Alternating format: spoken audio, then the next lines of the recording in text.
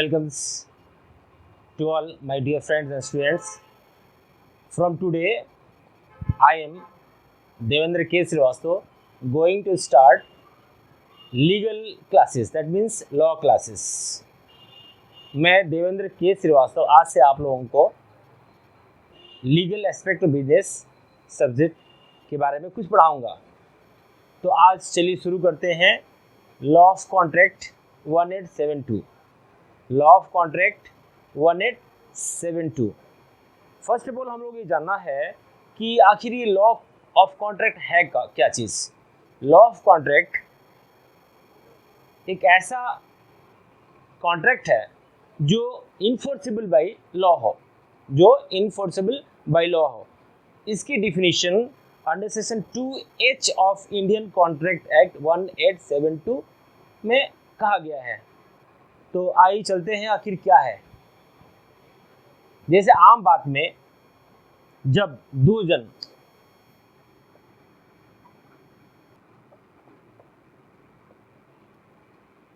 ये ए और बी है, मान लीजिए ए और बी, दो व्यक्ति आपस में कुछ बात करते हैं कि चलो कुछ करते हैं, दैट मीन्स कुछ मिलकर करते हैं। जब तक ये दोनों के पास कॉमन इंटेंशन नहीं होगी, एक आपसी विचार नहीं होगी, तो इन दोनों की कोई बात नहीं होगी। तो ए ने बी से कुछ कहा, चलो कुछ करते हैं। तो कुछ करते हैं मतलब क्या, वही चीज़ कर सकता है जो इनफोर्सेबल बाय लॉ हो। तो एक ने कहा let's do some act, that here act means which is controlled by the law of contract. Now we are going to discuss the definition of law of contract. Law of contract says that under section 2H of Indian Contract Act, an agreement enforceable by law is a contract. दो चीज़ में देखिए, agreement मैं next chapter में बताऊंगा, फिर भी मैं बता रहा हूँ आपको। एग्रीमेंट जब भी होगी तो वहाँ एक बात होगी, दो आदमी किसी एक बात पे एग्री होंगे। दो व्यक्ति ए और बी, हमने बताया ना, म्यूचुअल कंसेंट होगी, एक ही बात पे एग्री होंगे तभी वो एग्रीमेंट होगा। एग्रीमेंट दो तरह से होते हैं, एक वर्बल और एक रिटन। देखिए, वर्बल एग्रीमेंट की इन्फोर्सिबिलिटी एक लिमिट तक होती है, उसके बाद इसकी इन्फोर्सिबिलिटी नहीं होती है। इन फ्यूचर इट में भी डिनाइल। अरे यार मैं तो कहा ही नहीं। अच्छा, मैं एग्जांपल दे रहा हूँ आपको उदाहरण समझने की। देखिए, लॉ कभी बोरिंग नहीं होती, लॉ प्योर स्कोरिंग होती। आज तक हम लोग ने पढ़ा था शुरू में, अरे यार लॉ बहुत बोरिंग है। जी नहीं, जिसने भी कहा ये बात मेरे विचार से सही नहीं है। Law is not boring, law is purely scoring. आप सही लिखोगे सही नंबर मिलेगा। और मैं दावे के साथ कर रहा हूँ, मैं आजमाया भी हूँ, अपने भी हूँ। तो आज के बाद से आप सब लोग कहेंगे law is not boring, law is scoring. देखिए, ये सब्जेक्ट आपको दिखेगी, चलती हुई दौड़ती हुई दिखेगी। चलिए मैं उदाहरण दे रहा हूँ, डोंट टेक अदरवाइज। ए ने बी से कहा कि चलो मेरी एक प्लॉट है खड़गपुर में, कुछ सोचते हैं। ए ने बी से कहा भाई मेरा खड़गपुर में प्लॉट है, क्या तुम लोगे? बी मे बी एक्सेप्टेड और रिजेक्टेड। जैसे ही बी ने एक्सेप्ट किया तो ए ने जो कहा था कि मेरी प्लॉट लोगे, वो प्रपोजल दिया। इन्होंने जैसे ही एक्सेप्ट किया, एक प्रॉमिस हो गई, ठीक है यार मैं ले लूँगा। अब लोगे या ले लूँगा, यहाँ पे दो बात आ गई। यहाँ पे अगर वो लोगे या ले लूँगा में बीच में कुछ तो होनी चाहिए। वो कुछ जो होती है इन टर्म्स ऑफ मॉनेटरी होती है, उसको बोलते हैं कंसीडरेशन। तो इसीलिए जब भी ए और बी को कोई चीज़ ऑफर करेगा, प्रपोज करेगा और ये एक्सेप्टेड होगा, तो यहाँ बीच में कंसीडरेशन आएगी। अगर ये कंसीडरेशन नहीं आई तो दूसरी एक्ट में चली जाएगी और गिफ्ट, लॉ ऑफ गिफ्ट में चला जाएगा। ठीक है, इसीलिए कंसीडरेशन जरूरी होगी। मैं अब जस्ट बताऊंगा इसके बाद ही, जब इसकी और आगे बढ़ाऊंगा। तो अभी हम लोग लिखेंगे an agreement enforceable by law is a contract. चलो मैं लिखता हूँ कुछ। Under section 2H, small h है, ठीक है, क्या कर रहे हैं, एन एग्रीमेंट। याद रखेंगे यहाँ पे दो पार्टी जब भी होगा जरूर होगा, एक होता है कॉन्ट्रैक्टर और दूसरी होती है कॉन्ट्रैक्टी। ठीक है, अभी मैं लिबरल बताऊंगा कि who is contractor and who is contractor. Generally बात है जो काम देता है और दूसरा काम लेता है, यानी काम करता है। एक काम देता है और दूसरा काम करता है। तो आम बात में जानते हैं आप लोग, जो काम करता है उसको कॉन्ट्रैक्टर बोलते हैं, कॉन्ट्रैक्टर बोलते हैं ना जी। और जो काम देता है तो कॉन्ट्रैक्टी होगा ही, बिल्कुल सही बात है। जो देगा वो टी होगा, जो देगा वो टर होगा। तो कॉन्ट्रैक्टी और कॉन्ट्रैक्टर। देखिए मेरी बात मैं लो एकदम आपकी अपनी भाषा में बताऊंगा, आपको अपनी भाषा में समझाऊंगा। हो सकता है कि मेरी बात आपको बहुत पसंद आए, पसंद करेगा तो लाइक करेंगे, पसंद नहीं आएगा तो कमेंट भी लिखेंगे सर कुछ कीजिए, मैं भी चेंज करूँगा। ओके चलिए, अभी मैं आपको बता रहा था मैं कि एग्रीमेंट क्या होती है। तो हम सभी को याद रखना चाहिए कि an agreement creating and defining the obligation between the parties. अभी सर ये क्या बता दिए, agreement creating and defining obligation between the parties. Yes, देखिए सिर्फ कह देने से ही एग्रीमेंट होता है ऐसा नहीं, सिर्फ लिख देने से ही एग्रीमेंट होता है ऐसा नहीं। एग्रीमेंट बहुत पावरफुल चीज़ होती है। तो यहाँ पे दो चीज़ हरदम होना चाहिए। क्या होना चाहिए कि एन एग्रीमेंट, हमने पहले बताया था ना कि ये ए और बी, जब तक दोनों में कॉन्सेंट सेम नहीं होगा, एक विचार नहीं होगी, एक मत नहीं होगा, एक कॉन्सेंट नहीं होगा, एक एग्री ऑफ द व्यूज नहीं होगा, तब तक एग्रीमेंट बनेगा नहीं। ठीक है, तो यहाँ पे क्या हुई बात, an agreement creating and defining the obligation between the party. Defining obligation एक बहुत बड़ी शब्द है, आप लोग याद रखेंगे। मैं अपने क्लास में हर बच्चों को बताता हूँ कि देख भाई, हर लोगों की अपनी अपनी ऑब्लिगेशन की डिफिनेशन होती है। आप जितने हमारे भाई लोग, जितने हमारे फ्रेंड्स, जितने फॉलोअर्स देख रहे हैं ना, याद रखना लॉ इतनी अच्छी सब्जेक्ट है ना, अगर दिल से पढ़ेंगे तो दिल तक पहुँचती है, दिल से पढ़ेंगे तो दिल तक पहुँची है। तो अब देखेंगे कि यहाँ पे दो चीज़ होनी चाहिए। क्या, there must be an agreement, और दूसरा क्या होना चाहिए, the agreement must be enforceable by law. Let us start. तो under section 2E clearly says of the law of contract at 172 that every promise or every act of promise, every promise or every act of promise forming the consideration of each other is an agreement. So here two things plays, that every promise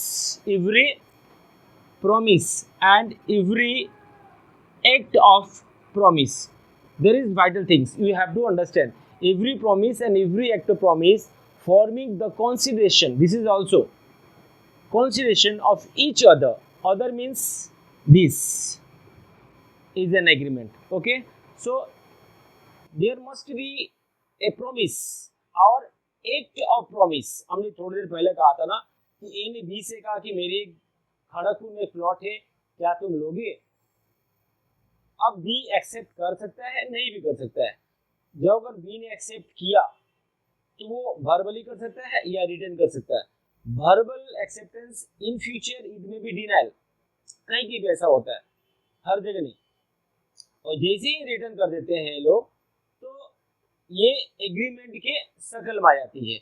और अब agreement दो तरह की हो सकती है, एक registered और अनरजिस्टर्ड। इसके बारे में डिटेल्स में जस्ट थोड़ी देर बाद बताता हूँ आपको। तो अभी आते हैं हम लोग सेक्शन 2E में, that every promise or every act of promise forming the consideration of each other is an agreement। तो आप लोग अब यहाँ तो समझ गए होंगे एग्रीमेंट क्या होता है। याद रखिएगा, एक क्वेश्चन यहाँ बनता है कि there is no agreement, there is no any contract, there is no any agreement, there is no any contract। ठीक है, क्लियर। जब तक एग्रीमेंट नहीं होगी कहीं कॉन्ट्रैक्ट नहीं हो सकता, एक क्वेश्चन बनता है। ठीक है, तो अब हम चलते हैं next part of law of contract act 1872 का। ओके, तो अब तक हम लोगों ने पढ़ा कि एग्रीमेंट किसको कहते हैं, किसके किसके बीच में होती है, इसकी डिफिनीशन क्या है। अब हम आते हैं कि लॉ ऑफ कॉन्ट्रैक्ट एक्ट 1872 के अंतर्गत what are the essential elements of a contract, essential elements of a contract, इसका मतलब ये होता है कि कभी भी एक वैलिड कॉन्ट्रैक्ट होगा उसके अंदर ये सब चीज होना चाहिए, ये पॉइंट्स होना चाहिए, इसके बिना कभी भी लॉ ऑफ कॉन्ट्रैक्ट के अंदर कोई भी कॉन्ट्रैक्ट वैलिड नहीं मानी जाएगी, कोई वैलिड नहीं मानी जाएगी। So there must be these essential elements containing a valid agreement. So going to discuss number 1 point, offer and acceptance.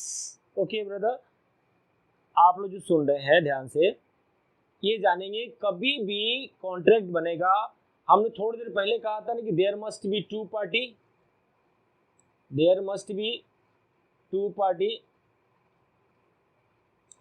तो जब दो पार्टी होंगे तो एक तरफ से ऑफर आएगा, एक तरफ से ऑफर आएगा और दूसरे तरफ से एक्सेप्टेंस होगा। Without offer there can not be N acceptance, किसी की ऑफर के दिए बिना कहाँ से एक्सेप्टेंस होगा, और सिर्फ ऑफर देने से ही कॉन्ट्रैक्ट नहीं होता, उसकी एक्सेप्टेंस भी होनी चाहिए ना।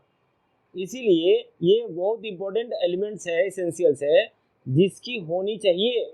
सो the first and foremost essential elements of a valid contract under the Indian Contract Act 1872 में ऑफर एंड एक्सेप्टेंस होनी चाहिए। अभी एक क्वेश्चन बनता है, सर ये कहाँ पे आता है? तो ये डिफाइन होता है under section 10 of Indian contract act. ये क्लियरली डिफाइन किया गया है कि these are the essentials of the contract. ठीक है, नंबर 1 हो गया offer and acceptance. Number 2 legal relationship, कभी भी ए और बी जिसके अंदर ये होती है there must be a legal relationship. अब लीगल रिलेशनशिप क्या होता है? There must be two legal entity, there must be two legal entity. याद रखेंगे ये लीगल एंटिटी का मतलब क्या होता है, जो लीगलिटी में प्रूवन एंटिटी होती है उसे लीगल एंटिटी कहते हैं। ठीक है, अभी हम जब कंपनी लॉ पढ़ाएंगे तो वहाँ बताएंगे company is also legal entity, तो आप एक कंपनी के साथ भी कॉन्ट्रैक्ट कर सकते हैं। क्लियर? XYZ कंपनी है और मिस्टर एक्स एक कंपनी के साथ भी एग्रीमेंट कर सकता है, कॉन्ट्रैक्ट कर सकता है, क्योंकि वो दोनों लीगल एंटिटी है। लेकिन जो लीगल एंटिटी नहीं है उसके अंदर आप कॉन्ट्रैक्ट नहीं कर सकते। इसके बारे में आगे बताता हूँ कैसे कैसे क्या होती है। मैं आपको पुनः रिक्वेस्ट करूँगा कि अगर हमारी वीडियो आपको अच्छी लगे तो इसे लाइक करेंगे और क्या क्या बोलते हैं ना, सब्सक्राइब करेंगे, आप जरूर करेंगे। ठीक है क्लियर? और मैं आज के बाद से आपको और भी क्लासेस रेगुलरली पढ़ाते रहूँगा। ठीक है, तो नंबर 2 में आते हैं। हंसते रहिए, इसी तरह से हंसाते रहेंगे। ठीक है, और मैं आप पुनः आपसे रिक्वेस्ट करूंगा कि आज के बाद अपना माइंड सेटअप कर लेंगे कि law is purely scoring, it is never boring. चलिए नंबर 2 आते हैं, हो गया legal relationship. Number 3 lawful consideration. ये भैया क्या होता है लॉफुल कंसिडरेशन? जी हाँ, पहले सुनिए कंसिडरेशन क्या होता है। कंसिडरेशन का मतलब वो चीज़ होता है, कंसिडरेशन का डिफिनेशन मैं दूंगा बाद में, अभी बता दो कंसिडरेशन मतलब क्या होता है। जब ए ने बी को कुछ कहा, मीन्स इन्होंने ऑफर दिया, एक्सेप्टेंस किया, तो इसके बदले कुछ तो देगा भी ए को। ए की ज़मीन खड़गपुर में है, बोला भाई मेरा ज़मीन लेगा, तो बी ने कहा कि ठीक है लेंगे, तो इसके बदले क्या देगा? अगर मान लीजिए बी बोला ठीक है भैया दे दे, ठीक है क्लियर, और बी ने कहा कि ठीक है तो इसके बदले मेरा ज़मीन ले ले। ठीक है, तो यहाँ कंसिडरेशन क्लियरली कहा गया है, consideration means anything which is receivable by A from B in kinds of monetary transactions। इसके बदले जो वो monetary transaction को मिलता है वही that money is known as considerable money। Clear? जैसे मान लीजिए ए ने 2 कट्ठा जमीन खड़गपुर की 5 लाख में बी को ऑफर दिया, बी ने एक्सेप्टेंस किया कि ठीक है भैया मैं तेरे को 5 लाख दे दूंगा, अपनी जगह मेरे दे देना, तो ये 5 लाख रुपया जो है ना ये कंसिडरेशन है। अब सुनिए, ए लॉफुल कंसीडरेशन होना चाहिए।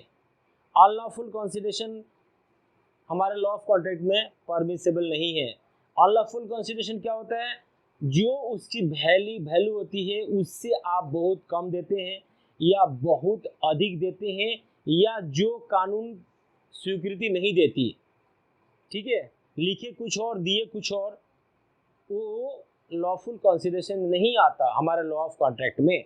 इसीलिए हम आपको कहेंगे कि ये सिर्फ कंसीडरेशन बोलने से भी होता है, लेकिन यहाँ पे क्लियरली मेंशन कर दिया गया है under section 10 of the Indian contract act 1872 that there must be lawful consideration, there must be lawful consideration. अब रहा बात नेक्स्ट इज कैपेसिटी। ये कैपेसिटी सर क्या होता है, कैपेसिटी टू कॉन्ट्रैक्ट। देखेंगे हमारे लॉ ऑफ कॉन्ट्रैक्ट में क्लियर कर दिया कि भैया जो कुछ भी रिश्तेदारी करो, रिश्ता करो, अपनी बराबरी में करो। बराबरी मीन्स जो उसके कैपेबल हो। हम एज ए कॉन्ट्रैक्टी किसी कॉन्ट्रैक्टर को कॉन्ट्रैक्ट दे रहे हैं, उसकी कैपेसिटी ही नहीं है प्रोजेक्ट पूरे करने की। मान लो एक ब्रिज बनाना है यहाँ से लेकर कभी दूर तक 5 किलोमीटर तक, उसकी कैपेसिटी नहीं है, ये हुआ मॉनेटरी कैपेसिटी। लीगलिटी कैपेसिटी का मतलब क्या होता है कि दैट मस्ट बी मेजर, ठीक है, that must be major, that person must be sound mind. वो अनसाउंड माइंड नहीं होना चाहिए, वो साउंड माइंड होना चाहिए।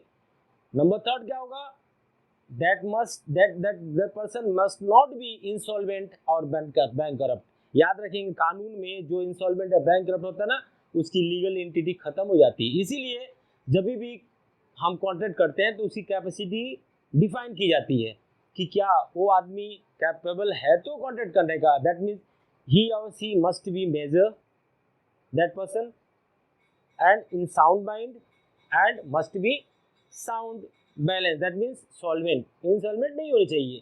चलिए नेक्स्ट आते हैं, बहुत इंटरेस्टिंग है, फ्री कॉन्सेंट। ये भी आता है एसेंशियल ऑफ कॉन्ट्रैक्ट में, याद रखेंगे फ्री कॉन्सेंट भी आता है। चलिए आप लोग बहुत बार कोर्ट में गए होंगे, हम लोग की तरह वकील बाबू से मिले होंगे बहुत जगह से। लास्ट लाइन लिखी होती है ना कि I have read all about written documents with free consent and understand then sign. जो लास्ट में लिखा था ना कि आपने पूरा पढ़ समझ के तब साइन किया, वो लास्ट लाइन में ये क्लियरली मेंशन होता है कि आपने जो किया वो फ्री कॉन्सेंट में किया। मतलब कॉन्सेंट मतलब आपकी विचार होती है, फ्री माने निश्चिंत तौर से किए। फ्री कॉन्सेंट मतलब कि that consent which is not coming under coercive nature, that must be free consent. जो कोएर्सिव नेचर में किसी, अच्छा कोएर्सिव सर क्या होता है, कोएर्सिव मतलब तक कभी कोई किसी का प्राण हानि, धन हानि, मान हानि, हिंदी बता रहा हूँ, प्राण हानि, धन हानि और मान हानि।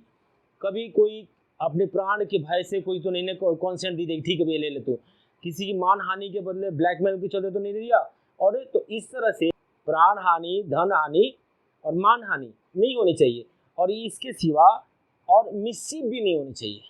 मिसचिफ मतलब क्या, चीटिंग, फ्रॉड सब होता है, मैं इसके बारे में और बताऊंगा। सिर्फ आप लोग इसेंशियल के बारे में भी थोड़ा थोड़ा जानकारी ले लीजिए। तो इसेंशियल में कॉन्ट्रैक्ट वही होना चाहिए, दोनों पार्टी के बीच में फ्री कॉन्सेंट होना चाहिए। हम दूर चले जा रहे हैं थोड़ा सा, ए और बी के बीच में ए कॉन्सेंट फ्री होना चाहिए, फ्री। ये जो मैं पढ़ा रहा हूँ आप याद रखेंगे, ये MBA में काम आएगा, BBA में काम आएगा, BCom में काम आएगा, और जितनी एग्जाम्स होती है ये याद रखिए। लॉ ऑफ कॉन्ट्रैक्ट में ये बहुत वाइटल पोर्शन है जिसके बारे में क्वेश्चंस होते हैं, इसीलिए मैं आपको टाइम अधिक दे रहा हूँ समझने का। तो फ्री कॉन्सेंट समझ लीजिए, वो कॉन्सेंट जो आप फ्रीली दिए होते हैं वो फ्री कॉन्सेंट होती है। मीन्स दोनों पार्टी फ्रीली दिया होता है, कॉन्ट्रैक्टर भी दिया रहता है और कॉन्ट्रैक्टी भी दिया रहता है, दोनों फ्रीली कॉन्सेंट। तभी ये दोनों लॉ ऑफ कॉन्ट्रैक्ट के अंदर में कॉन्ट्रैक्ट की डिफिनीशन में आता है, अंडर सेक्शन 10 में आता है।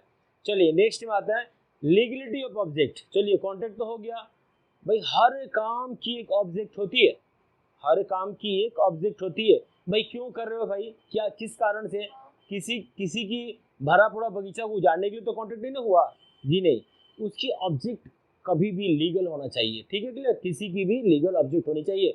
कभी भी किसी की कोई गैर कानूनी करने के लिए ऑब्जेक्ट नहीं होने चाहिए। तो इसीलिए कहा गया है कि लीगलिटी ऑफ ऑब्जेक्ट, ठीक है, उसका उद्देश्य सही होना चाहिए। समझ रहे हैं क्लियरली, बस मैं लॉ पढ़ा रहा हूँ इसीलिए उतनी डीप में नहीं जाऊँगा, आपको बता दूंगा कि लीगलिटी ऑब्जेक्ट होनी चाहिए। आपका ऑब्जेक्ट जो कॉन्ट्रैक्ट और कॉन्ट्रैक्टी के बीच में ऑब्जेक्ट होने चाहिए, वो मस्ट भी लीगल होना चाहिए। ठीक है, क्लियर। Next, certainty. सर्टेनिटी क्या होता है?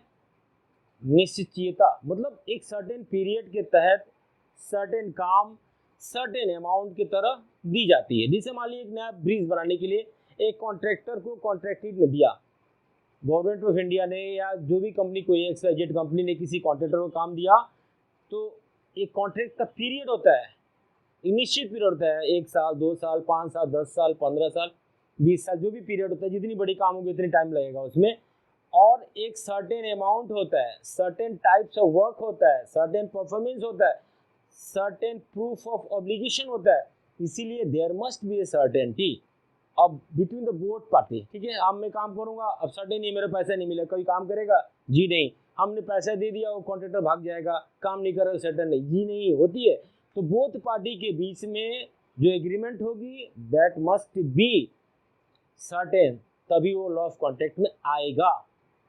Number 3, next, possibility of performance. ऐसा कॉन्ट्रैक्ट जिसकी पॉसिबिलिटी ऑफ परफॉर्मेंस, ऐसा जो पॉसिबिलिटी नहीं है बनाना, उसके बारे में हमने एग्रीमेंट कर दिया, तू बनाते रहो बन में नहीं करेगा, ऐसा नहीं होता। So there must be possibility of performance, याद रखेंगे। ये जितने पढ़ा रहे हैं हम आपको फिर बता रहे हैं, ये इसेंशियल एलिमेंट्स ऑफ कॉन्ट्रैक्ट याद रखिएगा। इसके नहीं होने से आप जो भी कॉन्ट्रैक्ट करोगे वैलिड नहीं होगा, इन फ्यूचर वो डिनाइल हो जाएगा, वाइड हो जाएगा, वॉइडेबल होगा। क्लियर, अभी बढ़ाऊंगा क्या चीज़ होता है। चलिए नेक्स्ट, राइटिंग एंड रजिस्ट्रेशन। ये क्या होता है? एग्रीमेंट, देखिए मैंने कहा था ना, वर्बल और मीन्स वर्बल और रिटन होना चाहिए। वर्बल इन फ्यूचर डिनाइल हो सकता है, आप इन फ्यूचर कभी कभी ऐसा बहुत दिखा गया कि वर्बल यार मैं तो सुना ही नहीं, या फिर मैं तो कहा ही नहीं, मैं तो किया ही नहीं, ऐसा हो सकता है। लेकिन देयर मस्ट बी रिटन। कभी भी कोई भी बड़ी कॉन्ट्रैक्ट या छोटी कॉन्ट्रैक्ट जो भी हो, लीगल जो भी होती है वो रिटन होता है, तभी तो उसमें कॉन्स्टिट्यूशन लिखा जाएगा।